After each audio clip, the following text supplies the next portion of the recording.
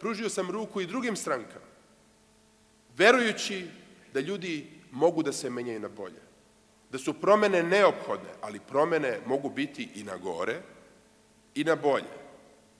Verujem i danas i hoću da verujem da su političke promene i u drugim grupacijama, političkim grupacijama moguće u budućnosti. Jer Srbija ne sme da bude društvo trajnih konflikata, Srbija mora da bude društvo dogovora, sporazumevanja, dijaloga. Samo takva Srbija ima budućnost.